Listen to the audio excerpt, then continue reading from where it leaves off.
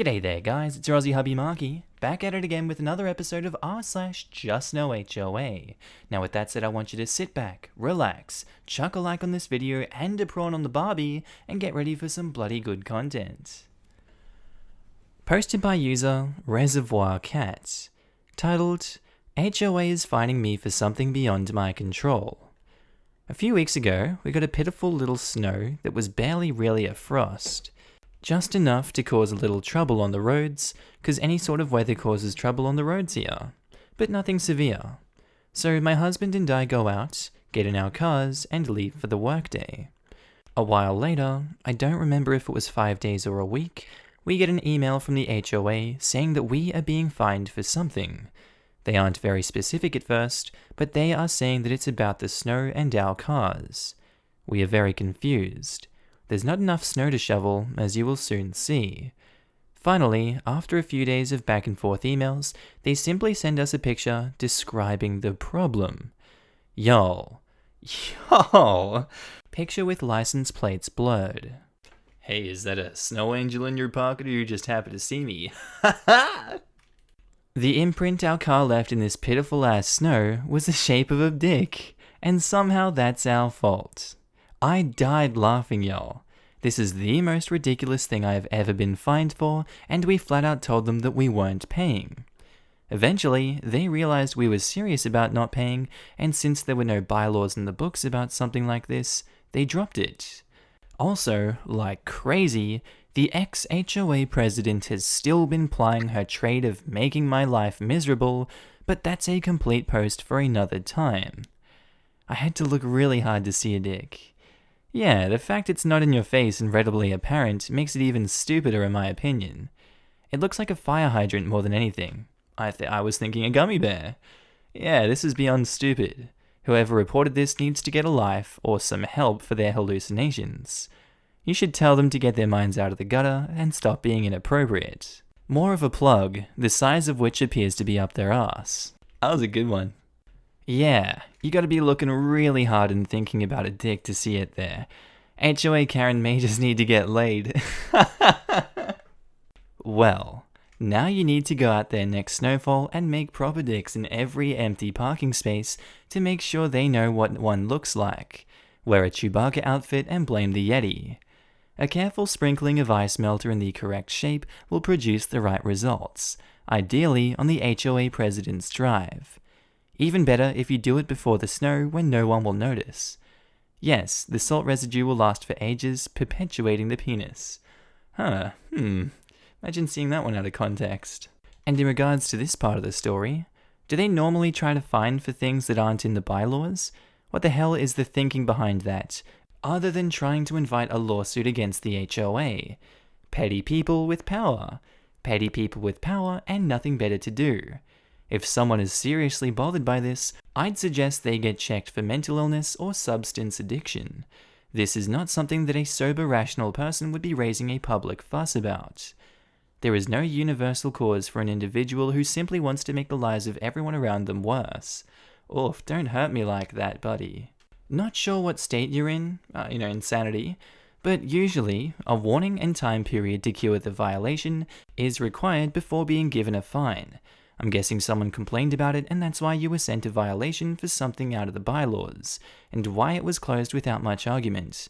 Request a hearing with the board of directors to contest the violation and fine if the issue continues. Okay, I'm going to read this last one because it's just a good comment. I keep seeing a lot of this in these threads, but if she's using the HOA to harass you, sue her for harassment. If you can prove selective enforcement, you can sue her and the HOA. What you have to do is tell everyone she's harassing you and that their dues are going up, / the HOA bank account is going down because they have to hire an attorney to defend the HOA from her personal vendetta. Then every single bloody time you get a sideways glance from her, a notice, whatever, you give it to your attorney contacts them and it costs the HOA. If you're really lucky and you live in a place and the cops are bored, you might get them to go for criminal harassment. It's usually a wide statute, but if there's a pattern of emotional distress that's going on, by law, that's criminal harassment. God, that's amazing. I love that idea. Posted by user RichFun55, titled, All I asked was proof of insurance before allowing work to be done in my property. So, I am in an long-running dispute with my HOA because they refused to follow the CC&Rs and bylaws. Anyway, they decided to take down some trees on HOA property behind the houses on our street, and wanted to access the trees by coming across my property, and I refused until I had proof of insurance from the contractor. The HOA said that the contractor gave them a certificate of insurance, and they provided one from the HOA to me. Problem is that the tree removal company provided a COI that stated information only in the certificate holder box, which means that maybe they have insurance, but if something happens on someone's property, that they are not liable. Neat little trick, and the HOA idiots fell for it. I still refused work until I have a valid COI naming me as the certificate holder from the tree company. Ooh, r/tree law. So the HOA president comes onto my driveway and starts to argue with me, and I told him to leave my property. He refused, stating that he has a right to be on my property anytime that he wants to. Told him to leave again, that he is trespassing, and he again refuses, and says I should call the state police. He finally leaves, and I call the SP. They went to see him and let him know that the CC&Rs plus bylaws do not supersede state and federal protections for private property protection. Told that son of a bear that if I call them again, he will be arrested and taken to jail. Idiots! Time for a restraining order. Yeah, what the hell? I would file for a restraining order and harassment charges. How on earth does he think him being on the neighborhood HOA gives him the right to trespass? That man's got a right to catch these hands. Absolute power corrupts absolutely, but sometimes extremely limited power corrupts too. Red Loves Peaches says, I work with HOAs for my job and have read thousands of pages of CC&Rs, and you'd be surprised by how many HOAs have this clause hidden in there. They love adding this clause in, and people sign it like it's nothing. Step in my house, you're getting shot if you made it past my pit. Pit bull, or are you digging punji traps all over your yard? Yes, the only correct answer. How much does that cost? Lawyer? Filing fees? What else? It's a Long Shot 2020 says, as an insurance professional, good on you for asking for a cert. For many people, that doesn't even cross their mind. You only have to get burnt once to never make that mistake again. My next door neighbor wants to use our driveway to trim her trees and freaked out on me when I asked for proof of insurance. Needless to say, the trees are still there. What does a COI provide a homeowner? To put it plainly, it serves as proof that the tree trimmer has insurance to cover his actions while performing his work and prevents the injured party from going after the homeowner's insurance policy on a primary basis. Should be standard practice for any contractor to provide certs. My parents had a guy put a pool in this past summer and they didn't even have to ask for one, he just provided it. And OP says, I typically ask new clients for their insurance minimums and provide certs as a part of accepting their business. I always want to be on the up and up with my clients and want them to know that our company is fully insured and bonded. Just good business practice. OP also says, next move, F him. Go to your city hall or county office and get an injunction against him. If the person tries to contact you in any way, direct or third party, they are in violation of the injunction, and it is a trespassing order that extends to all communications. Edit, make sure you look it up first that there's a deadline in the morning to have the paperwork turned in by. You have to stay there until the decision is made, or it is dismissed.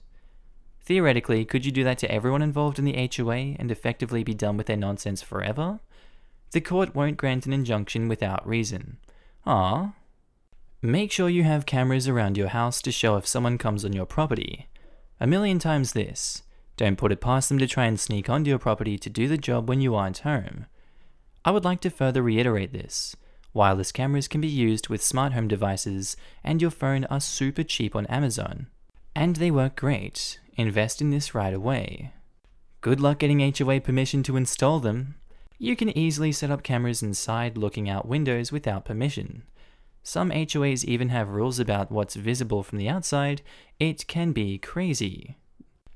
Posted by user LNX64, titled HOA Vandalizes Father's Truck, Gets Immediate Justice. I originally posted this on r/malicious compliance, but they removed it for some reason. As far as I know, it didn't violate any rules. Please note I'm not complaining about the HOA, and this is merely a story of what happened to my father and I when I was living there. I'll paste it below. This happened a few years back. Our HOA has always been known to be sneaky and to flat out give false accusations on homeowners, especially in this day with security cameras, and we can pretty easily spot out who the investigators are. Most recently, a homeowner was told that she was supposed to get approval before she started re-shingling her roof. The thing is, her roof hasn't been re-shingled in 10 years, and she had no plans to do it. Things like that. Call it just a mistake, call it malicious. Well, a few years ago, we had our time to shine. It was a simple morning. I was still temporarily living with my father at the time. Well, one morning, we decided to go out to get groceries, when we found that his pickup truck had been smashed into. Nothing was taken, it was just smashed into. In fact, I still have pictures from that day, just before the cops arrived. Oh, that, looks a bit intentional there. What the? They really did a number on this thing. Look, even the rear view mirror. Smashed, it's like shot. There's like a gunshot in there. God damn. Cops arrive, they do some investigating, and found that a rock inside the truck was from a house down the street. Unfortunately, they couldn't get them to admit to the crime, nor could they prove it was even them. Understandable. Criminals will grab things that they find, but it was suspicious. The rock, I should say, was a special kind of rock that no one else in the neighborhood had. Some round polished type. Very unique. After this incident, I installed a security camera on his house. Well, not 2 days later, we got an HOA violation for a vehicle eyesore that needs to be removed. Just 2 days later, I'm confused how such a letter could be written up so fast. But I started to suspect foul play. One day we were home and had a knock at the door. The HOA actually called a code inspection officer. The week hadn't even been over yet, so the parts to fix the truck weren't delivered yet, and we weren't paying expedited shipping for damages we didn't cause, and the truck was so old, insurance would probably just total it. The truck is sentimental to him, so he wasn't going to get rid of it. It still ran great. Code inspection tells my father that vehicles which do not run need to be removed. They both stop talking and take a second, and both almost say at the same time, "Do I know you?" Turns out the code inspection officer went to the same church as my father and knew each other. This isn't the malicious compliance yet. We are only just beginning. The officer tells my father if he can show the truck starts, he's going to write it up as being in code. My father starts the truck just fine as the engine isn't damaged. He tells him to go on with his day and to have a good one.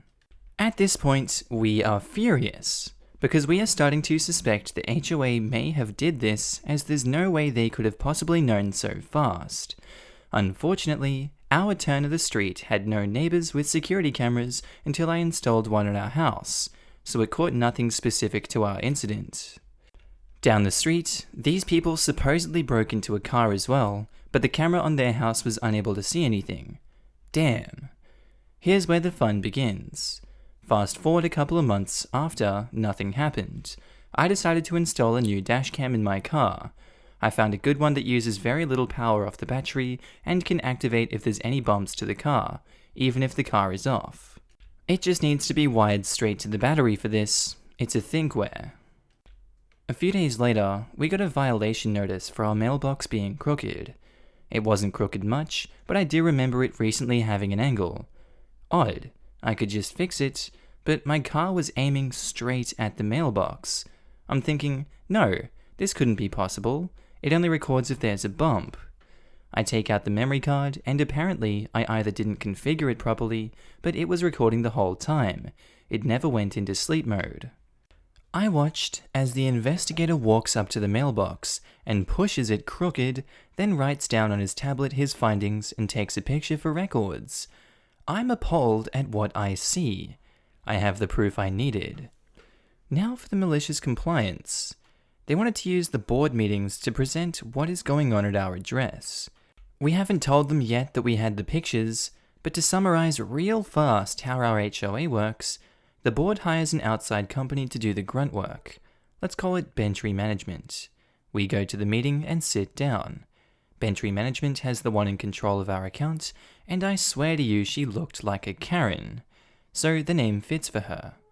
As time goes by in the meeting, we get to discuss what is happening at our house. We present the timelines and tell them about the truck being smashed, and just 2 days later, we get a letter.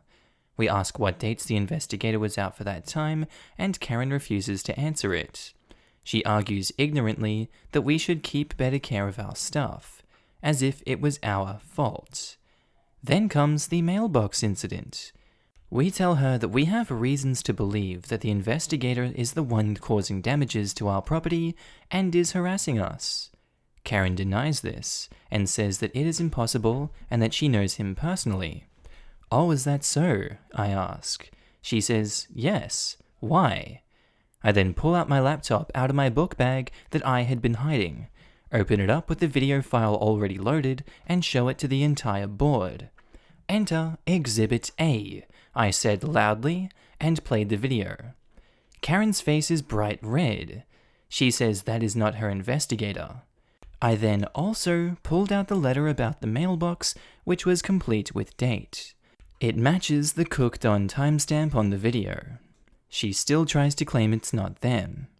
"No, it's a coincidence. I'm sorry, but you have a vandal and it's not us." "It's not?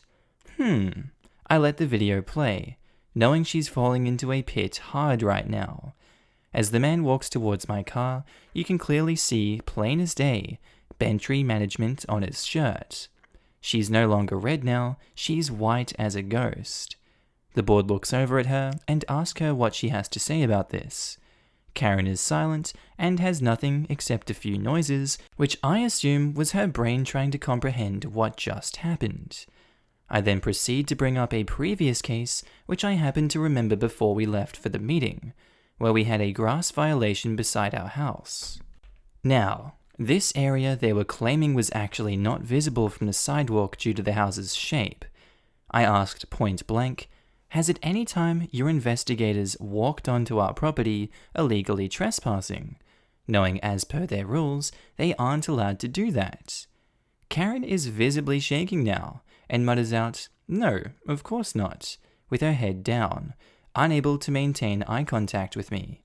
She probably feels that I have more evidence, but unfortunately I didn't, so I ask again. She asks, "Why?" Our neighbors, whom are lawyers, literally next door to us where the side of this wall was, stands up and says, "Actually, that's not true.